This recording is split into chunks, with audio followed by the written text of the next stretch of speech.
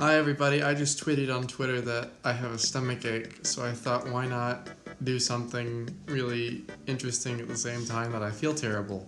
So, I got 102 subscribers right now, and my brother has, how many? Like a bunch on a few other. I have 200 on Twitter and 7 on YouTube and 300 on DeviantArt. Which is pretty fucking cool, so... 15K on TikTok, you guys. Pardon my French, but we're gonna do a...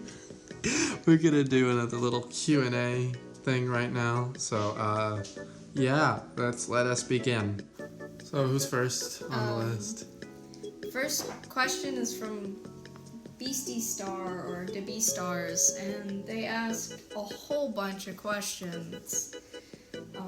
The first one is directed towards me, which is, when did you realize that you're trans?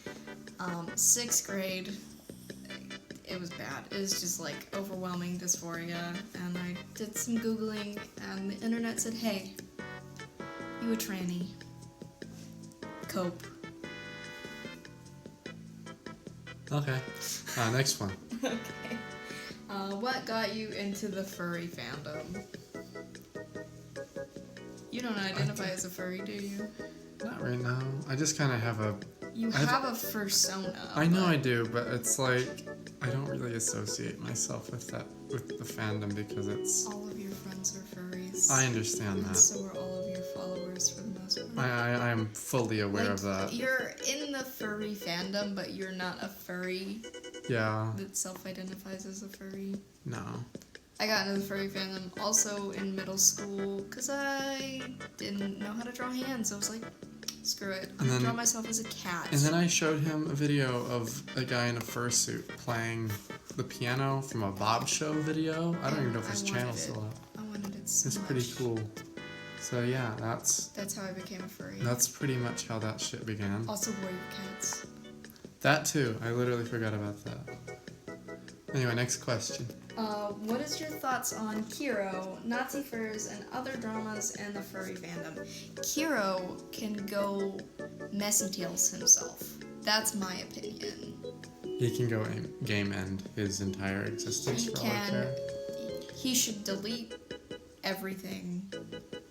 He's an awful person. Nazi furs are terrible people and a shit stain, pardon my French, on the furry community, and all the other drama in the furry community is something I'll probably gonna make a video on separately. I have a lot of opinions. This is actually an upload we were planning on doing together, believe it or not. So thanks for being clairvoyant.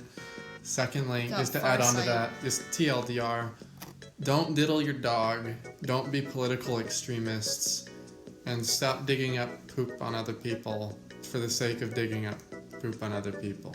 It's not cool, but if there needs to be, something needs to be brought to light, I have no problem with, some people pointing stuff out, especially in the case of Kiro.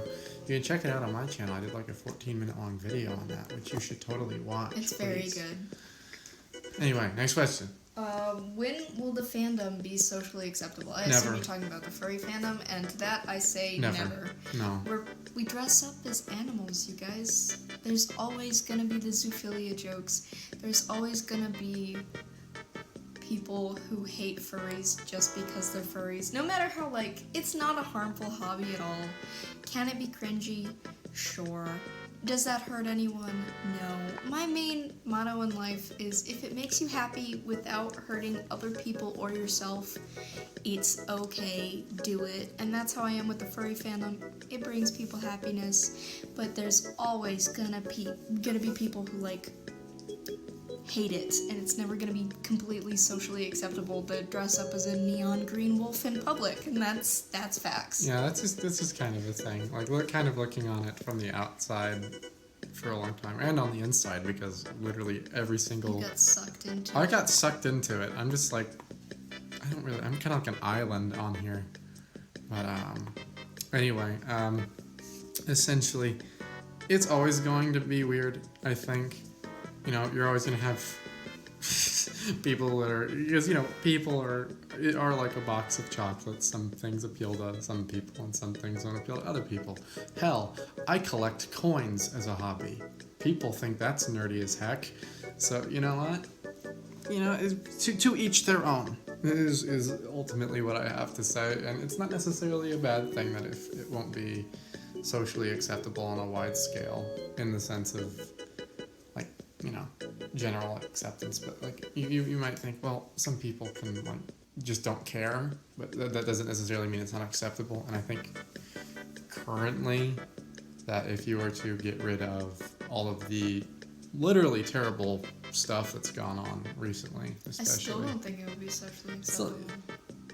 Yeah, maybe not. Maybe but not acceptable, it's but like it's like the people that like... care are the people who are in the fandom, and then there are a lot of people that are just really vocal of being like, "This is stupid stuff. Don't do it." Like old men like yelling at a cloud. Okay, and then there's just the rest of the people that are like, "I don't care."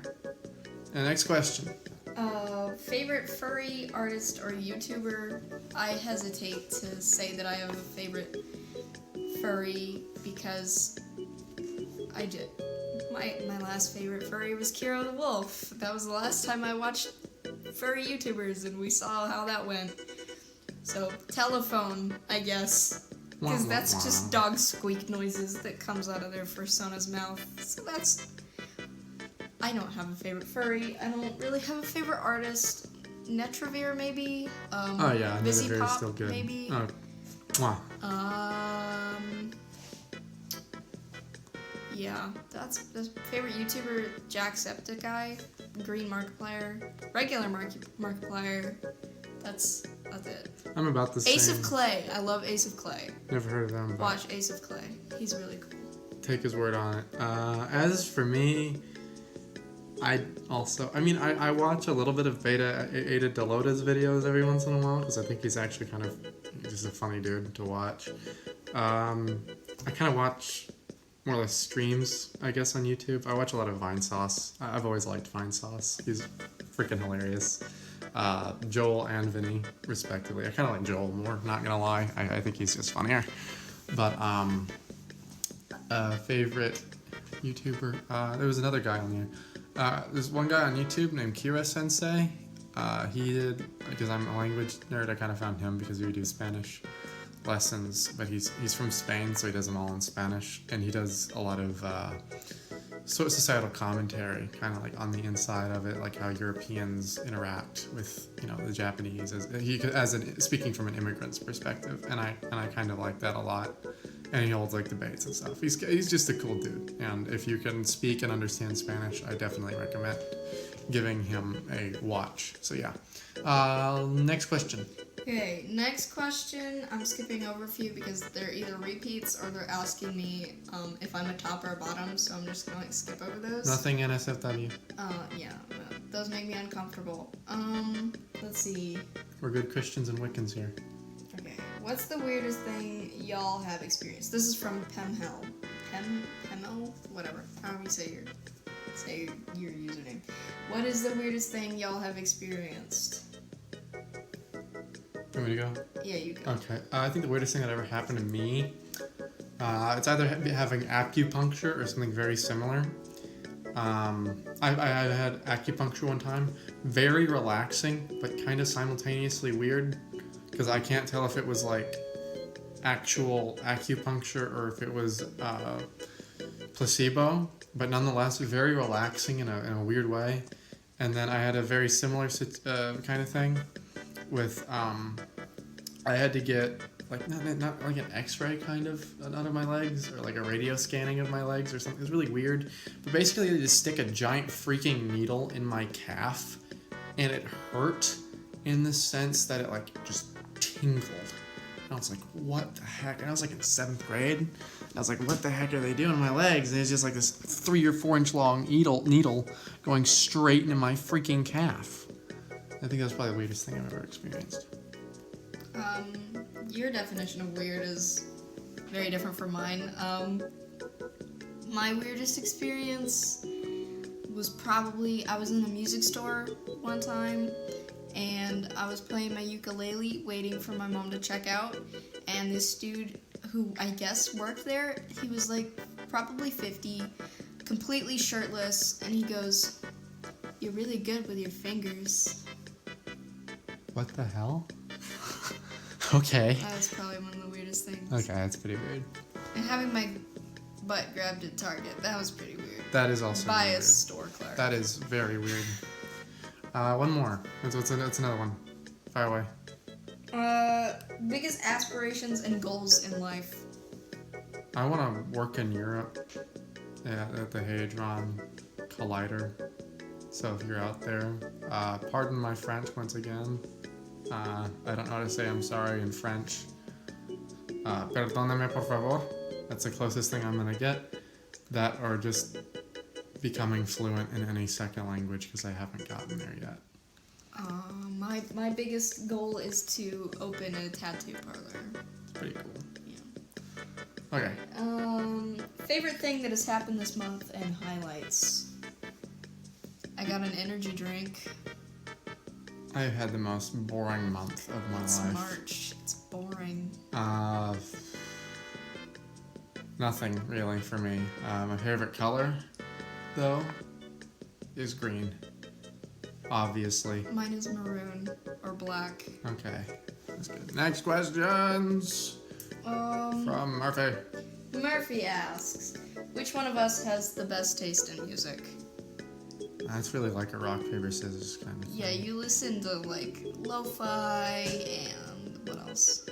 I listen to a lot of alternative rock, kind of indie music kind of Yeah, thing. indie music, not alternative rock. That's what I listen to. Yeah, not what the heck am I thinking of? I listen to emo, punk, metal. Yeah, I do indie rock and synthwave. Yeah, That's you basically listen to indie mine. rock and synthwave and lo-fi, and I'm over here like MCR. In terms of diverseness of taste, I would think Seb has a bigger one because I listen to like the same damn artists over and over and over again. I listen to a lot of music, as So- long as it's not like rap or more specifically like Cardi B.